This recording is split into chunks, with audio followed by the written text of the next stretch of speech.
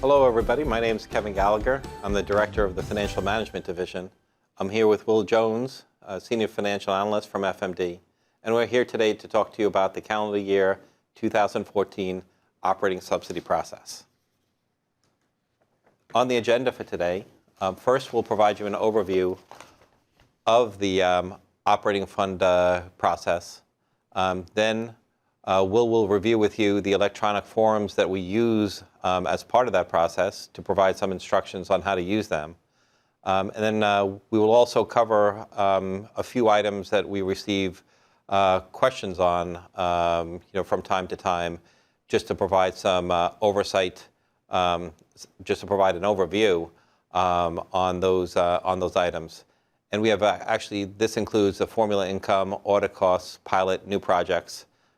We actually have detailed instructions and guidance on our website on those items, but because we frequently get questions on them, I thought it'd be useful to talk about them here today.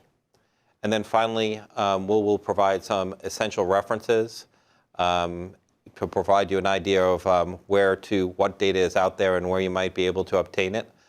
Because we have, our website is chock full of information, but because of the volume of information, sometimes it can be hard to identify a specific data item that you're looking for. So we're going to provide you references as well. To start off the presentation, we will be using the same tools this year that we have in the past year. These are Excel-based tools for the 52723 and the 52722, which is the 22's utility subsidy form, and the 23 is the non-utility subsidy form. So we're going to be using the same tools that we have in past years. So if you're familiar with those tools, there'll be no surprises this year, nothing new, same tools as we've used before. If you're new to the tools, at least the field offices, I can tell you that the field offices are familiar with them, so they can provide you guidance and instruction in terms of how to use them. Now, these tools are as part of our operating subsidy process.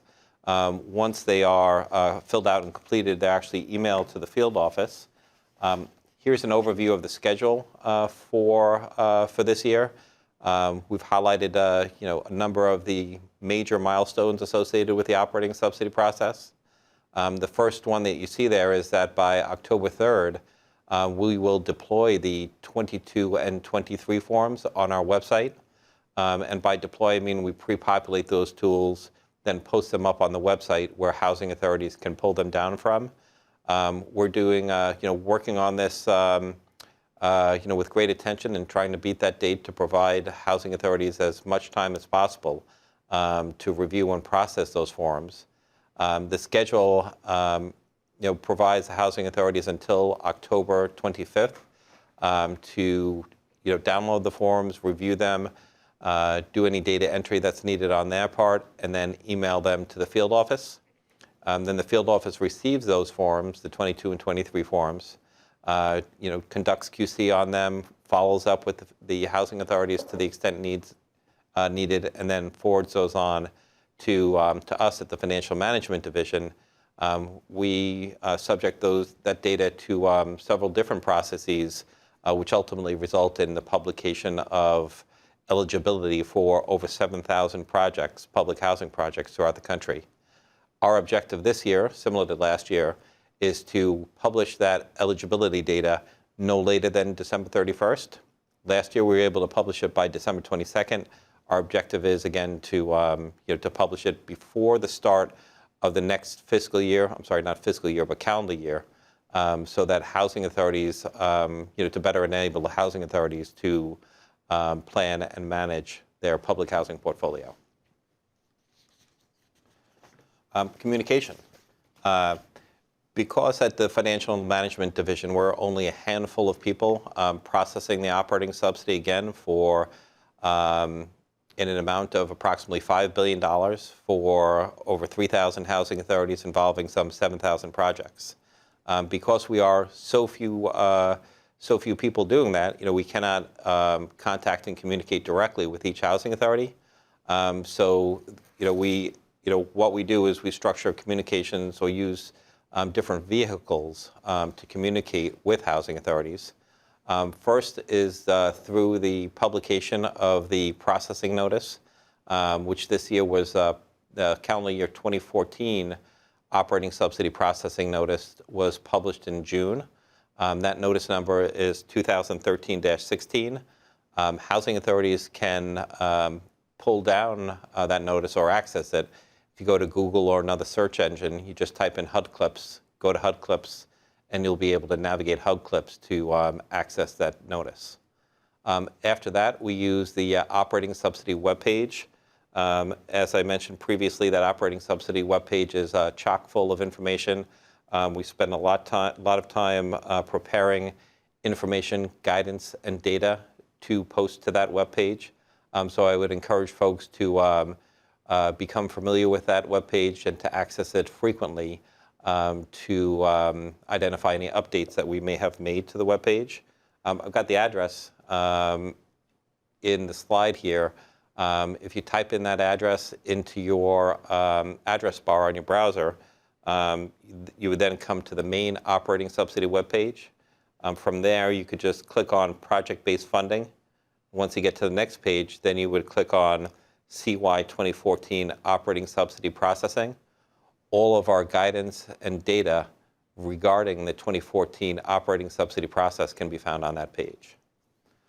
Then, of course, we work extensively with field offices.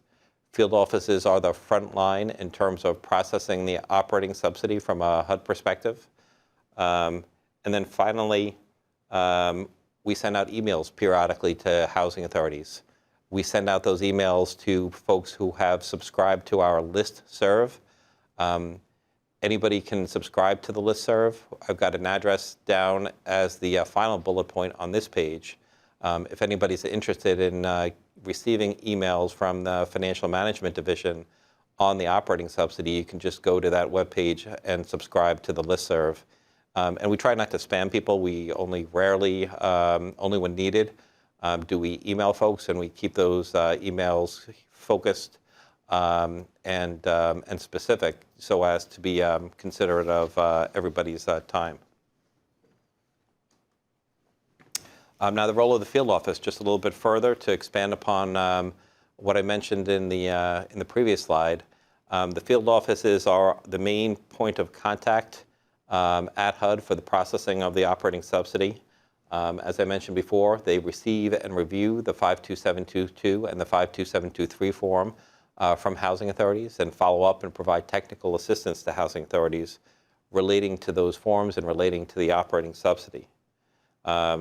And we at the Financial Management Division provide the field offices support, guidance, training, so the field offices, to better enable field offices to play that role with housing authorities. And then, of course, field offices are also the main point of contact in regard to PIC. So they have PIC coaches that can provide guidance to housing authorities on accurately maintaining PIC, and those PIC coaches can help resolve any issues that housing authorities are experiencing in PIC. And then finally, field offices, as you may know, field offices are also responsible for approving certain data elements in PIC. So again, kind of key roles that the field offices play. One of those key roles regards PIC, our public housing information system, and our which is kind of a key part of the operating subsidy process, as we'll discuss more in later slides. As I was mentioning in the previous slide, PIC is very important in the operating subsidy process. PIC itself stands for the Public Housing Information Center. It's the system of record for public housing data, and through the good efforts of HUD and housing authorities, the data inside of PIC has actually improved substantially over the past few years. And that's important. It's important to the operating subsidy because the operating subsidy funding is determined largely with PIC data. And in fact, most of the data, to emphasize the importance of PIC data, there are many fields in the operating subsidy tools, primarily unit status fields on the 52723 form, that are locked and not editable by PHAs. So that emphasizes the importance for housing authorities to continue their good work in regard to PIC, and to make sure that PIC data is as accurate and up to date as possible. And what this enables us to do at HUD is it enables us to rely on the PIC data to pre-populate those forms and to reduce some redundancies that would otherwise exist in the process. So now, instead of requiring housing authorities to enter data into PIC, then deploying the tools and requiring housing authorities again to enter that same data in the 52723 tools, now we pre-populate the data into the tools, and we expect to use that data outside some corrections of errors or anomalies to calculate the operating subsidy. So that all emphasizes how important it is for housing authorities to continue their good work and ensure that PIC data is as up-to-date and accurate as possible. I'm actually going to go ahead 2 slides here to the PIC unit status data slide. So as I was mentioning, PIC unit status data is pre-populated into the 52723 tool, and that data is actually not editable by PHAs. So PHAs may not modify the data that's uploaded into the tools, but it is editable by field offices under certain circumstances. And those circumstances are delineated in the operating subsidy notice. So if a housing authority reviews the 52723 form and finds that there are errors in the unit status data, they should request that changes be made to that data in the comment section of the operating subsidy form that they submit. And in addition to that, they should reach out to their field offices, just to discuss those changes with them before they submit the tools to them, to see if there is actually anything that the housing authority can do to ensure that PIC is accurate, in addition to ensuring that the data in the 52723 is accurate. And then finally, if the corrections to the pre-populated PIC data in the 52723 exceed a certain threshold, and those thresholds are actually delineated in the operating subsidy notice, then a housing authority is actually required to submit a TAC ticket before the field office can go ahead and make modifications to that data. One of the things that we've locked this year in the pre-populated data is data on the asset repositioning fee. In previous years, we had pre-populated that field, but it had not been locked. We've made substantial efforts to improve the quality of the information and our ability to calculate ARF, as it's known, with PIC data. And in fact, we've recently provided tools, what we refer to as an ARF tool, to the field offices. And what that tool does is it shows the calculation of the ARF unit status information based on information drawn from PIC. And it also enables field offices to modify that data to the extent that the PIC data is inaccurate. Now, you should know that for the asset repositioning fee, the data used to calculate ARF is drawn primarily from what we refer to as the DDApp, or Demo Dispo applications. As I had mentioned previously, housing authorities and field offices and others at HUD have made substantial progress in improving the data in PIC, specifically the unit status data. One thing that we do know is that there are some gaps in the DDApp data that still need to be corrected. So towards that end, we have provided this tool to field offices so that they can work with housing authorities in regard to ARF. We have recently published guidance on our website for housing authorities in regard to ARF. The notice itself requires that housing authorities submit a series of supporting documentation to the field offices in order for the field offices to approve ARF for housing authorities. The recent guidance that we have submitted creates a timeline for housing authorities to do that. and it actually requires housing authorities to submit that documentation to field offices by September 3rd. This will enable the field offices to work closely with the Financial and Management Division and with housing authorities in regard to any data anomalies that might exist in the DD apps in PIC. The next slide is on preliminary unit status data. Now, previously in the HUD process, as I had mentioned, we uploaded unit status data into the 23 form, and housing authorities, of course, reviewed that information, compared it to PIC, identified any errors, and made corrections to that. But because the data was not visible to housing authorities until we deployed the 23 tool, housing authorities only had some 2 or 3 weeks to review the data before they were required to make their submissions to the field offices. Now, beginning 2 years ago, we began publishing preliminary unit status data.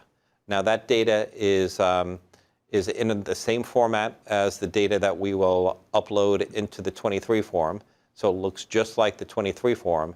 And it is, and this year we were able to publish that data in June. So this gave housing authorities an additional 3 months to look at, to review that preliminary unit status data, to identify any issues that might exist, and then to follow up with their field offices to endeavor to correct PIC, and where PIC could not be timely corrected, to ensure that corrections were made to the pre-populated data when it was uploaded into the 23 forms. So we've, so housing authorities have significantly more time, for this key element of the calculation of operating subsidy than they have in prior years. One of the things that we have not published yet is ARF data. We've published the preliminary unit status data, as I said, in June. We updated that in July. The data that we've published so far does not include ARF, but we intend to publish that data again on or about August 15th, and in the next publication we will have ARF data in there. So I'd encourage field offices, housing authorities to work with their field offices to look at that unit status data, to focus on ARF, particularly if you've removed units from inventory, to make sure that that's accurate. One of the other ways that we are relying on PIC in the operating subsidy process relates to the actual publication and deployment of the tools themselves.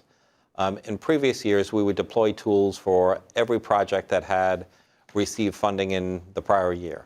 However, what that did was that that created redundancies in our process. So housing authorities and field offices would work in PIC, do what's needed to remove units, remove projects from inventory, to merge units or consolidate projects or regroup projects in PIC. And then when we deployed the 23 form, they would have to review those forms again to see where we might have published forms or deployed forms that for projects that didn't require funding. So again, we're trying to streamline our processes, not require redundancies as part of the processing of the operating subsidy. So beginning this year, we are publishing operating subsidy tools only for those projects for which PIC data indicates that the project is eligible for operating subsidy. So that's a good and positive thing. It streamlines our efforts and the efforts of housing authorities, but it's not without risk.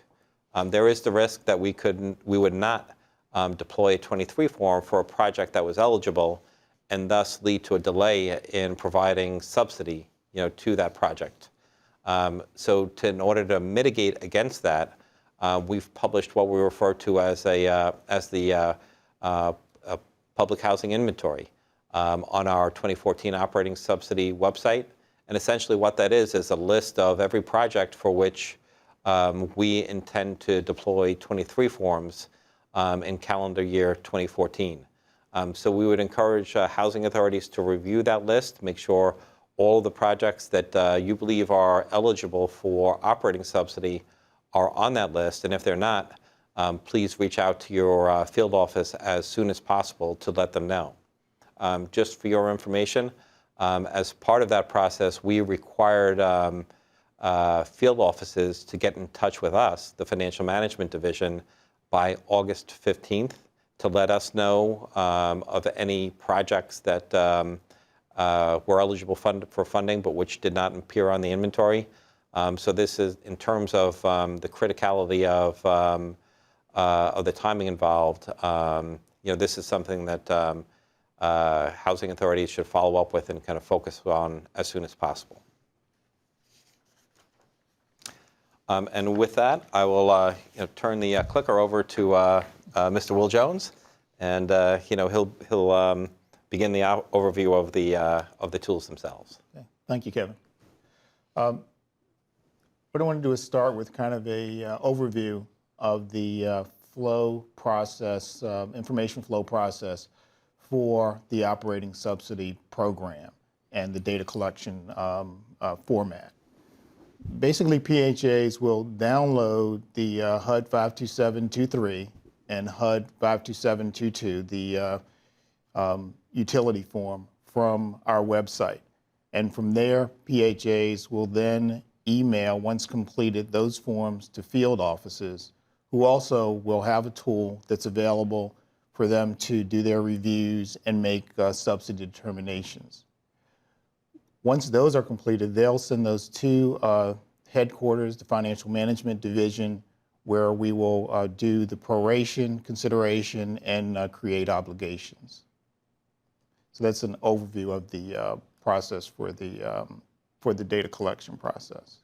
The forms can be downloaded from our website, and both the 23 and 22 forms are located there at the 2014 Operating Fund website. For both forms, there will be detailed user guides that are available, and those user guides detail how the forms can be downloaded and how the forms work and can be used. And we encourage you to read those two user guides for both forms in advance. These are the primary forms that we use, of course, to calculate operating subsidy. All the Excel forms are in an Excel 2007 format and version, and the forms have to be completed and returned in the same version. Some important tips for ensuring that the automation works correctly in the forms are that they are basically automated by a Visual Basic code, and that code also uses macros. And in order to ensure that they work, a PHA must go to its File tab in Excel, and then to the Options button, and from there to the Trust Center, which will then take them to a page where they can enable all macros. After enabling all macros and using the forms, completing them and sending them in, the PHA should return the macro setting in their form to the default. A little bit about the forms and the face of the form and completing forms. On the form, which mirrors essentially the paper HUD 52723, there are three types of cells, and they're color-coded. There's a yellow, orange, and black colored cells. The yellow cells are available for data entry and data input. The black cells are locked and aren't used for calculating subsidy. Orange cells are either pre-populated with data, or they're cells that are used for auto calculation in the form. The form has a kind of a control panel which provides for PHAs to load a project and save a project. Two important things shown on this particular slide are, one, the total ACC units, which a PHA should check because it's to make sure that it is accurate, because that's an important element also in determining the PHA subsidy with regard to its asset repositioning, asset management fees, and the limited vacancies as well. Also, since PHAs may either determine a unit status counts by either the first or last day of the month for unit months, they should make sure that they check which way they're accounting for and determining their unit status, which is shown in red in the red block by checking either the first or last of the month. In the main part of the form, section 3, HUD has already pre-populated the PEL or project expense level, the inflation and the inflation factor. Fields that are open for editing is one, the utility expense level, which is populated from the HUD 52722 form, which is where the rolling base and the actual utility cost for the year is completed. Also, several add-ons, self-sufficiency, the energy conservation, energy loan amortization fields available, the audit cost and pilot, and lastly, the PHA's calculation, which is pre-populated. The formula income is also there, and while it's pre-populated, it's also editable. With the UEL, it's a form that mirrors and is very similar in its operation to the 23 form. For the setup of it, a PHA will download that form to its hard drive, then use the master form to select its PHA, and then create the individual project forms for the PHA. Downloading the form. For the UEL form as well as the 2023 form, you want to be sure to download it to a specifically named folder so that it's easy to locate, and also it goes into the coding that provides for the operation of the form. So in this case, you would create for this year a calendar year 2014 HUD 52722 folder in order to save and download the form to. And the tools should be extracted to the same folder, and there's also detailed instructions as to how that should be done. On the new 22 form, again, it works very similar to the 23 form, and in 2014, PHAs again will select a project from the control panel and then load that project, and once they've completed the data entry, they'll be sure to save it to the background form. I want to move on to cover a few of the data elements which Kevin mentioned earlier, which we often have questions about, just to do an overview of them and how we calculate them and provide some guidance in that area. The first one is formula income. Formula income in the operating subsidy program is calculated by using the project's tenant revenue from its financial statement. That tenant revenue is then divided by the unit months leased to create a per unit month formula income. And then that is inflated. In this case, this year we'll be using 2012 FDS data, and it'll be inflated using an inflation factor that will be published on our website in the formula income guidance, which will provide for the inflation of the FDS data from 2012 to 2014. And then at that point, that's when the form, once the plum is there, is then multiplied times the eligible unit months to produce the formula income for the project. Another formula element that we also get questions about occasionally is the audit costs. The audit costs are a little bit more straightforward. The audit costs are essentially the same audit costs that appear in the 2012 financial statement. Those amounts are pre-populated on the 23 form. We use line 92-200 from the FDS, and PHA may substitute a more recent audit amount based on a paid invoice. Only the operating fund portion of the Single Audit Act costs are actually covered by the program. So that's all that should be entered into that part of the form.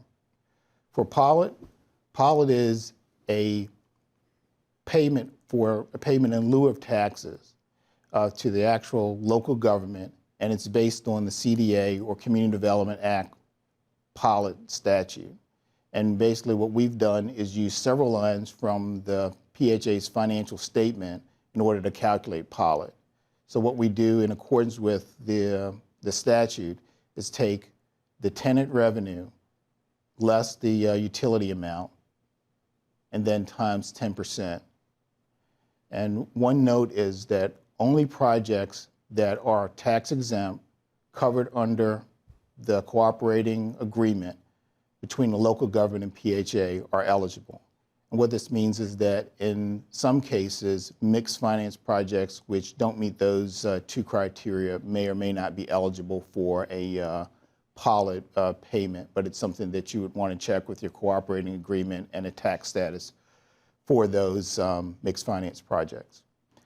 New projects are often a source of excitement and interest to everyone to make sure that they are successful as being new additions or major revitalization efforts for communities.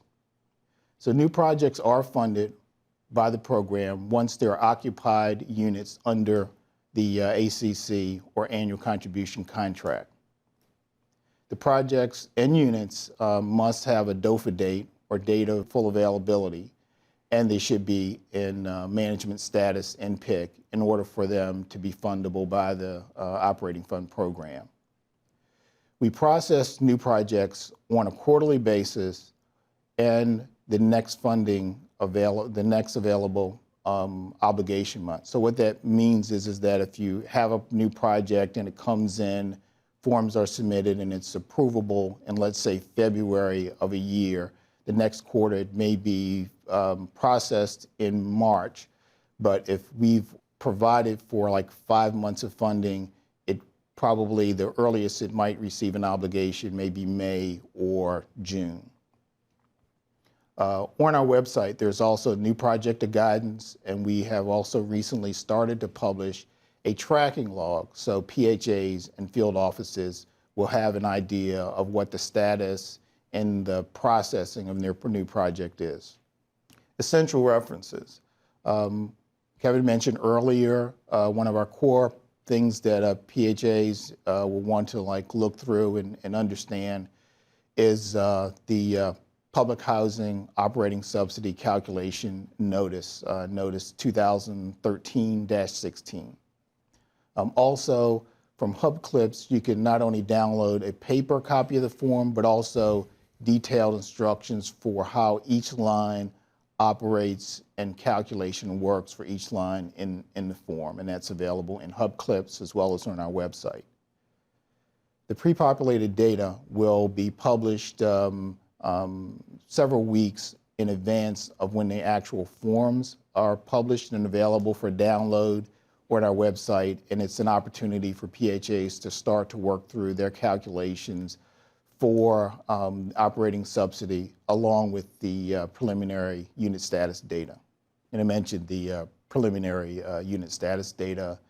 There is also, along with that, guidance which kind of reiterates or also provides details on what to do should you find some corrections or have some comments or questions about the unit status data that's provided in the preliminary report, how that should be processed, and how to work with the field office to get it corrected.